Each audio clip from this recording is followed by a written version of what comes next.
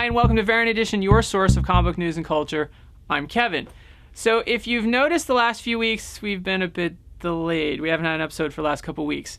And I kind of mentioned on the forums and everywhere else that we had some real life get in the way. Well, basically, I got another job, still work at the comic shop, but the schedule just got a bit screwed up. Lewis has got work issues. So basically, we're back. We were kind of surprised by some of the comments that everybody was making, so we're glad that so many people missed us so much, and we're even kind of glad that people got pissed that we were gone. That means as much. So, this is a show that we wanted to do about comics. We might have some changes coming forward, but they're all going to be for the good, because it's ultimately what we want to do. So, thank you for sticking with us, and thank you for your patience. We're really glad that everybody's been doing this. So it's been a few weeks and quite a bit has been going on. We won't cover everything, but here are your headlines for Wednesday, October 1st, 2008.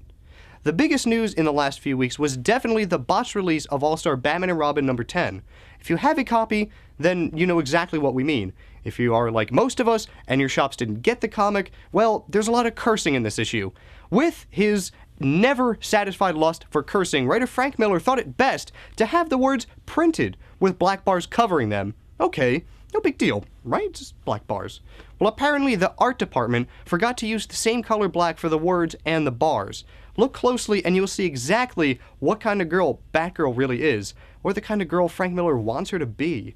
DC followed up this weekend with news that there will be a more thorough proofing process for books in the future to catch errors like this. And if a word is to be blacked out, well, they're not really going to type the word and, just put a black bar, just in case. And one of the shops that, instead of destroying the comics like they were asked to do, put them up for sale, some on eBay went for over $100. Nothing will be done, though, even though DC is aware of every shop that got the books. And the kicker? They're not even going to charge the shops. At the Baltimore Comic-Con this past weekend, Harvey Award keynote speaker Brian Bendis had a sometimes heated sit-down with newly minted Image partner Robert Kirkman. The debate spawned out of Kirkman's video editorial calling for creators to focus on creator-owned work and leave Marvel and DC as minor leagues where artists and writers can learn their craft. In some of the online ramblings that followed, Bendis was singled out as a creator that is working for hire when he should be off on his own, which Bendis was quick to point out that he does. Remember that he and Mike Oeming publish Powers. From the reports online, it sounds like each side didn't budge much. That sounds nice. We're hoping that someone got video of this and it makes it online soon. For now, we've just got this very odd picture that ran on Newsarama. Okay, some quick news now. Brian Bendis is scheduled to leave the Mighty Avengers with issue 20 and will hand it off to Dan Slott. Bendis will keep his workload heavy with a new title, Dark Avengers. Legion of Superheroes will end with issue 50, but expect more Legion comics to follow. Mark Millar's Chosen series will move to Image with a new title, American Jesus Volume 1. And Volume 2 will follow in late 2009. Ron Mars is now exclusive to Top Cow, and Paul Dini is starting his own imprint, Dini Cartoons, with the publisher. Marvel apparently has all the scripts for the perennially late Ultimate Wolverine vs. Hulk, and work should begin after Secret Invasion wraps up. Expect some interesting things to happen with DC's upcoming Superman New Krypton, which seems to answer the question of what would the world be like with thousands of Superman? Men? Yeah. And another question, which I think is far more important, what would the world be like without Batman? To me, it'd be a terrible, dark place. Keep reading Batman R.I.P., and we may see some answers to that question. In comic book movie news, look for Mark Millar to get even more press in the months ahead. Wanted will be out on DVD soon, and a sequel is in the works. We already reported on the upcoming Kick-Ass, and now news that Sony has picked up the rights for War Heroes at Columbia Pictures. Plus, in announcing his American Jesus series, which 2004's Chosen was only the first chapter, he reminded fans that a movie is also in the works once the series wraps. So whether or not he gets to work on the upcoming Superman like he wants to, Miller definitely has this Hollywood thing down. And speaking of Miller, The Spirit has a new trailer. We're still gonna, Kevin has a nice thing written there, but if this trailer, haven't seen it yet, is worse than the second one, I might spend Christmas at home. And the latest comic book movie rumor news, word is out that Transformers' Megan Fox may be up for the lead role of Aspen Comics' Fathom. No official word yet, but Anthony Johnston posted a pretty provocative picture, Fox with Aspen editor-in-chief Vince Hernandez in the Aspen offices. We're expecting news soon.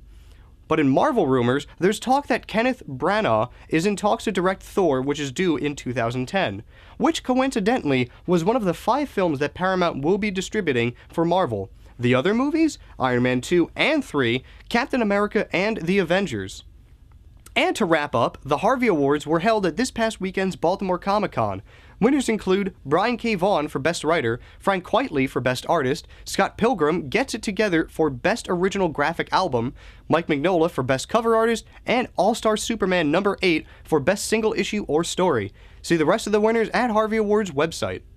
I'll be back next time with more news, but up next, it's Kevin with the Pick of the Week. Thanks, Nick. Our Pick of the Week is Invincible number 53.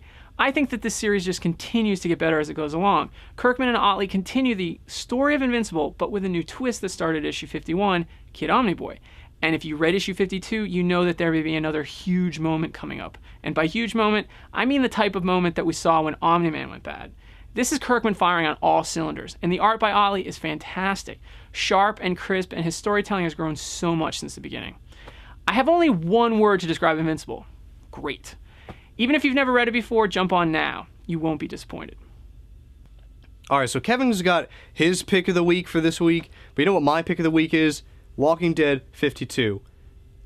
Because it's Walking Dead, you can't go wrong with it. And we've been gone for a while, so why not come back with a little talk about The Walking Dead. 52 is so good, because 51 was such a downer. This whole series has been like a series of downers, and they've been getting progressively worse. And there's a pause, and then it gets even worse. Then you think it's going to be not so bad, and then it gets 10 times worse. This one is like that, because after the whole prison raid, everybody dying, Lori, the baby, everybody, and, Dale and the rest of that group, like, going off this way. The whole group separated. Nobody's, either alive or around to console. So it's just Rick and his son and cans of beans and being on the road with zombies. And now in 52, you finally get a lighter issue, if you will, in a situation like this. There's good reunions. Friends seeing friends again. A nice, like I said, it's a nice reunion. It's bringing us back to the whole group mentality instead of scavenging out in the wilderness during this zombie outbreak and trying to make a living, like just going house to house and town to town, which, Rick and Carl have been doing for quite some, like a couple days, couple weeks now by this point, and it's bringing them back to the whole group mentality. And we know what happens with groups. It's really good for a while, but nothing lasts forever, and I'm pretty sure shit's gonna go down with this one. All right, the best book that I read last week, even though I know it came out the week before, but, I've been busy. The best book that I read last week was War Heroes number 2. Now, I was really excited with the first issue of this book. It had a lot of promise. It was all set up, so you didn't really know exactly which way it was going to go. And in this issue, it really starts to congeal. We are introduced to the lead characters. The first issue mentioned them. This issue really get to know them. And they seem like they're an okay bunch, but you know that they're up to no good because you know from the first issue that they've got some sort of scheme that they're planning. Well, in the second issue, you find out exactly what that scheme is. There's going to be...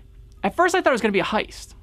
But then in this issue, I'm not going to say because it's right at the end of the issue and it's a huge reveal. They say exactly what they're going to do. And it is horrible. It's really bad compared to what's been going on in the world. It's bad. The first issue was all set up about how bad the world was, and then what they're going to do.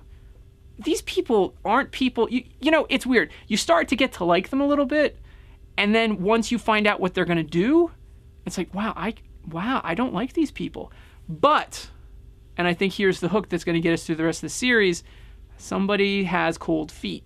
And I think that's going to really be the interesting dramatic twist in this story. So I'm not going to mention the one ginormose page that I can't put next to me.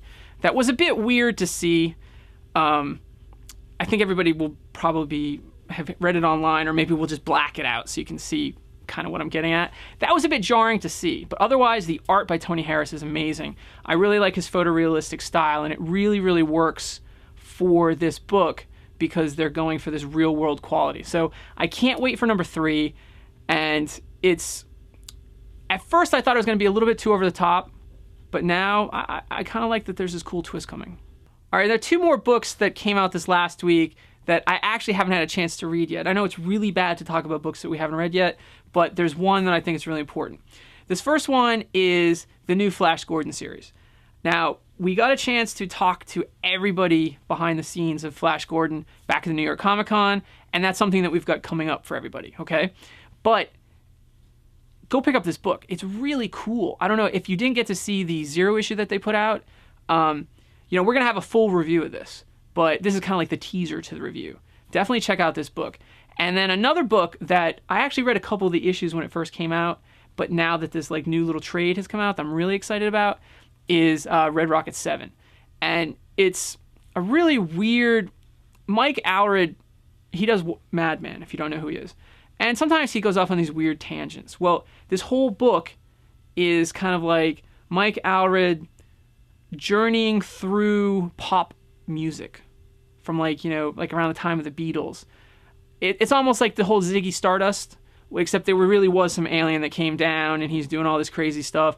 And you see him kind of like, Forrest Gump style all the way through popular music.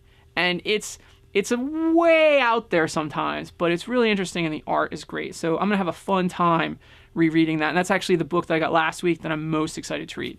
And, expect a review of that one as well. But Flash Gordon, 2 thumbs up, and we'll have a full review once I have some time to digest. All right, that's it for this week's Variant Edition. Yeah, and like Kevin said at the start of the show, we've been away a while, but we're working on some ways to help keep Variant Edition coming to you. We're going to try to get an episode out a week, but bear with us for the next few weeks or so. Yeah, I guess the biggest thing you can do right now is just give us some feedback. We have some ideas that we've been rolling around about how to grow the show, but we would really like to hear from you guys, the people who watch us. Leave a comment on our forum at variantedition.com, or send an email to Kevin here at kevin@variantedition.com, or if you just hate the show and want to tell us to go piss off, send one to hatemail@variantedition.com. And even if we don't always respond or take a long time, we actually do read everything that comes in. Yeah, and if you want to really, really show your support for us, buy a t-shirt. We still have some. Buy some. Yep. Now, variantedition.com is the best way to find us, but you can also check us out on iTunes, YouTube, Blip TV, VO, and Views. Yeah, we also want to thank Classic Comics in Rahway, New Jersey. It's still your friendly neighborhood comic shop where we shot this episode and just about everything we've ever done for Variant Edition. Want to know how you can save up to 20% on your comics like we do? Check out classiccomics.com for more information about the shop. Yep. All right, that's it for this week. It's good to be back. Filming. It's very good to be back. Feeling alive. Yeah. With real life. Alive. Exactly. Well, we'll see you guys next time. See you next time. That was kind of lame. I like it. We're feeling alive. Alive. With We're what? back. Yeah. We're healthy. So much. Huh? What do you mean we moved? Oh, we shifted? It should have told us we were shifting.